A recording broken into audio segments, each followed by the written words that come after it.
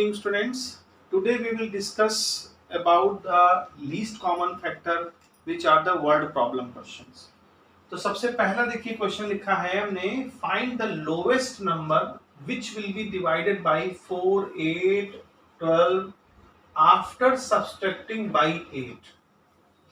तो देखिए क्वेश्चन कहता है कि वो लीस्ट नंबर क्या होगी जिसमें 8 सब्सट्रैक्ट करने के बाद 4, 8, 12 से डिवाइड हो जाए। तो देखिए सबसे पहले हम लोग क्या निकालेंगे, 4, 8, 12 का एलसीएम फाइंड करेंगे।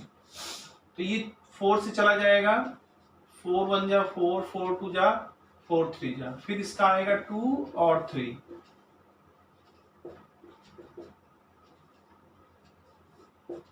अब देखिए इसके हमारे पास एलसीएम क्या बनेगा इसका, 4 इंटू 2 इंटू 3।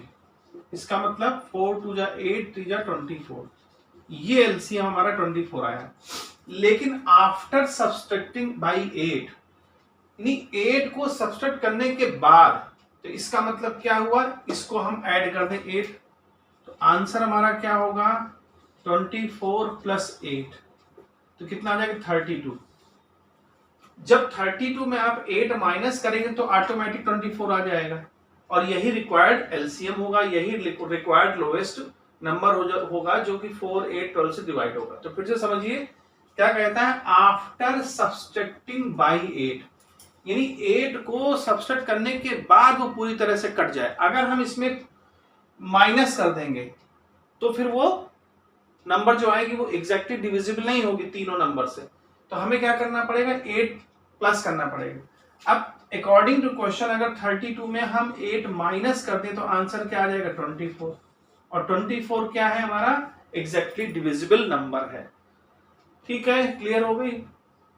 अब यहां पर ये पहला क्वेश्चन हो गया। अब सेकंड वाले क्वेश्चन की बात करते हैं। सेकंड वाला क्वेश्चन कहता है, find the smallest number which is divided by 14, 24, 32 and leaves remainder 10, 20 और 28। तो देखिए हमारे पास नंबर है 14, 24 और 32। अब ये जो नंबर हमें दी गई है, जो रिमाइंडर बच रहा है, वो देखें कि क्या इनका अंतर क्या आ रहा है। 14 और 10 का अंतर क्या आएगा, 4 अंतर आएगा। 24 और 20 का भी अंतर 4 आ रहा है। 32 और 28 का भी अंतर 4 आ रहा है, यानी एग्जैक्टली जो है सेम डिफरेंस है। तो सबसे पहले हम इसका क्या करेंगे, एलसीएम फाइंड आउट करेंगे। तो एलसीएम कैसे फाइंड करेंगे, देखिए 2 से कर सकते हैं, 2 7 जा 12, 16। 7 से जाएगा नहीं तो 7 यहां पर हम ले लेंगे, फिर जाएगा 4 से, क्योंकि 4 से दोनों कट जाएंगे इसलिए 4 से काट सकते हैं, फिर जाएगा 4 से और फिर जाएगा 3 से। तो जल्दी से इसको कर लेंगे हम। अब देखिए कितना आंसर आएगा, 2 7 जा 14, 14 और 4 4 जा 16। तो इसको हम रफ में कर लें, 14 इंटू 16 और फिर बाद में मल्टीप्लाई कर दें तो आ जाएगा 6 4 जा 24, 2 आया, 6 1 जा 6 और 2 8, फिर 4 और ये आ जाएगा 4 224, और 224 के बाद 3 का फिर मल्टीप्लाई करेंगे तो क्या बन जाएगा 672। ये हमारा एलसीएम आ गया। तो उसको चेक कर लीजिएगा कहीं कोई गलत ना हो। ये एलसीएम आ गया हमारी।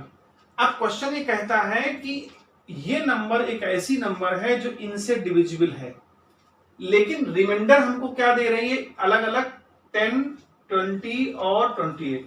तो अगर हम ऐसे देखेंगे तो अलग अलग 3 आंसर बनेंगे, लेकिन अगर हम इसका डिफरेंस करते हैं, देखिए डिफरेंस आया कितना, 14 को 10 से माइनस करेंगे तो कितना आएगा 4, 24 को माइनस करेंगे 20 से तो आएगा 4, और 32 से माइनस करेंगे 28 तो आंसर आएगा 4।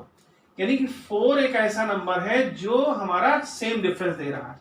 तो इसलिए जो रिक्वायर्ड आंसर होगा वो आएगा आपका 672, यानी एलसीएम, और ये -4। अब देखिए इसको अगर माइनस करते हैं तो कितना बचेगा, 6 6 8, ये नंबर हमारा बचेगा। अब अगर आंसर हम चेक करना चाहें तो चेक कर सकते हैं, 14 का डिवाइड करिए इससे तो इसका रिमाइंडर 10 बचेगा, ऐसे ही 24 से करेंगे तब भी 10 बचेगा। तो इस तरह से ये आंसर करा जाएगा। समझ आ गया होगा बच्चों? फिर से देख लीजिए, कहता है लीव्स रिमाइंडर ये 10, 20 और 28। तो सबसे पहले हम क्या देखेंगे, एलसीएम देख लेंगे। एलसीएम आया 672। अब रिमाइंडर हमारा क्या बच रहा है, 10, 20 और 28। तो अगर हम इसको माइनस कर रहे हैं तो देखिए इसका माइनस का डिफरेंस हमारा सेम आ रहा है। तो जब डिफरेंस सेम होता है तो हम डायरेक्ट यहाँ माइनस कर लेते हैं, तो वो हमारा रिक्वायर्ड आंसर आ जाता है। अगर आप आंसर चेक करना चाहें तो 14 से इसको डिवाइड करके देख सकते हैं। देखिए 14 से डिवाइड करके एक बार देख लेते हैं, 668। अब 14 से डिवाइड करेंगे तो 14 5 जा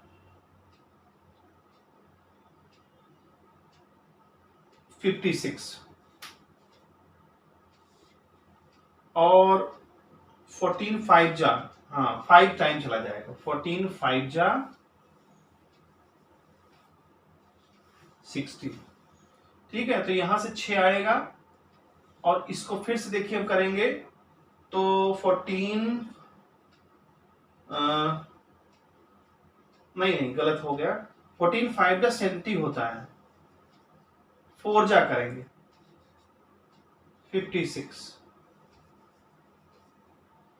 तो क्या आएगा इसमें, 6 में 5 गया 1।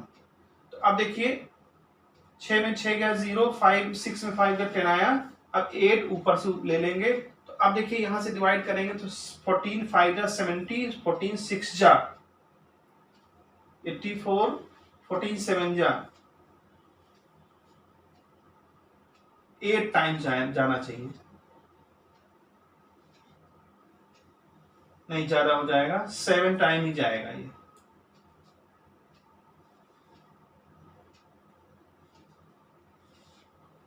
ठीक है, 7 4 जा 28। हाँ, तो अब देखिए कितना बच रहा है ये 10। तो हमारा देखिए पहला आंसर 10 आ गया, ये 10 बच रहा है। इसी तरह से 24 को जब डिवाइड करेंगे तो 20 बचेगा, 34 को इससे डिवाइड करेंगे जो एलसीएम है तो वो हमारा 28। तो इसलिए जब इस तरह का क्वेश्चन हो तो डायरेक्ट इसको डिफरेंस करके जो डिफरेंस आएगा वो माइनस कर देंगे। क्लियर हो गई बात? अब आ जाते हैं थर्ड वाले क्वेश्चन में। समझ में आ गया बच्चों?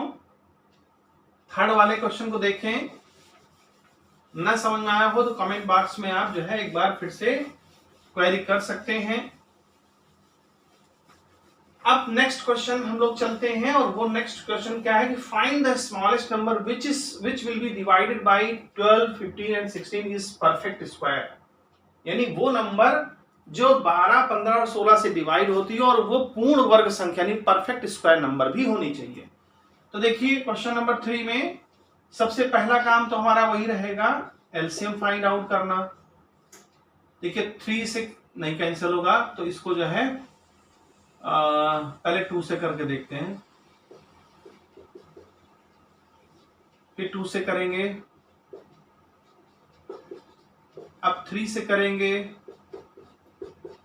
और अब 5 4 से डायरेक्ट कर देंगे। तो एलसीएम हमारा क्या आ जाएगा, देखिए एलसीएम हमारा आ जाता है 2 इंटू 2 इंटू, अब 4 देखिए 4 भी है तो इसको भी 2 इंटू 2 लिख सकते हैं, 3 लिखेंगे और 5 लिखेंगे। क्लियर हो गई बात? क्वेश्चन कहता है कि जो एलसीएम आए वो परफेक्ट स्क्वायर होना चाहिए। तो परफेक्ट स्क्वायर के लिए हमारे पेयर में नंबर होने चाहिए, लेकिन पेयर में नंबर नहीं है हमारे यहाँ। हमारे पास कैसे नंबर, देखिए 2 तो पेयर में मिल जाएगा, ये भी 2 पेयर मिल जाएगा, लेकिन ये पेयर में नहीं है। तो अब जब ये दोनों पेयर में नहीं है, इसका मतलब वो नंबर हम परफेक्ट स्क्वायर नहीं होगी। तो परफेक्ट स्क्वायर इसको बनाने के लिए हमको क्या करना पड़ेगा, फॉर परफेक्ट स्क्वायर हमको ये और बनाने पड़ेंगे, 2 चीजें और जोड़नी पड़ेंगी, 3 2 बार जोड़ना पड़ेगा और 5 भी 2 बार जोड़ना पड़ेगा। अब इसको मल्टीप्लाई कर लें, जो आएगा वो आंसर हो जाएगा। जो भी आएगा 2 2 जा 4 करके जो आएगा वो that will be the answer of this question. Is it clear? यानी कि जो नंबर आएगा आपके पास, जो वैल्यू आएगी वो परफेक्ट स्क्वायर होनी चाहिए। लेकिन ये तो परफेक्ट स्क्वायर है, ये स्क्वायर है, लेकिन ये नहीं है ना ये है, तो इनको क्या करेंगे, बना लेंगे अपनी तरफ से। क्लियर हो गई होगी बात? अब आ जाते हैं नेक्स्ट क्वेश्चन में। तो नेक्स्ट क्वेश्चन देखिए क्या कहता है आपको। ओके, अब आते हैं हम लोग क्वेश्चन नंबर 4 में। देखिए क्वेश्चन नंबर 4 क्या कहता है, ट्वाइस ऑफ स्मॉलेस्ट नंबर, यानी कि वो स्मॉलेस्ट नंबर का ट्वाइस एग्जैक्टली डिवाइडेड है इससे। तो सबसे पहले हमारा काम क्या होता है, आंख बंद करके हम लोग क्या निकालेंगे, एलसीएम निकालेंगे। तो देखिए एलसीएम भी निकाल रहे हैं, तो शॉर्टकट तरीका देख लीजिए बार बार। देखिए ये तीनों जो है 8 से कट रहा है, ठीक है। अब तीनों 8 से कट रहा है, अब 16 भी 32 से कट रहा है, इसका मतलब जो बिगेस्ट नंबर है 32, ये एलसीएम होगा। आप चाहे वैसे डिवीजन मेथड से करके देख लीजिए, ये जो इसका एलसीएम आएगा वो 32 ही आएगा। अब क्वेश्चन रिक्वायर्ड क्वेश्चन क्या कहता है कि जो नंबर हो वो ट्वाइस हो, स्मॉलेस्ट का ट्वाइस हो। भाई हमारी स्मॉलेस्ट क्या आई, 32 आई, उसका ट्वाइस हो, यानी जो नंबर हो वो ट्वाइस ऑफ स्मॉलेस्ट हो। यानी कि रिक्वायर्ड आंसर जो है वो रिक्वायर्ड आंसर क्या होगा, 32 डिवाइड बाई 2 यानी 16। क्योंकि क्वेश्चन कहता है कि जो आए आंसर, जो उसका जो रिक्वायर्ड आंसर वो कहता है कि वो ऐसी नंबर जो उसका ट्वाइस करने पर एग्जैक्टली डिविजिबल।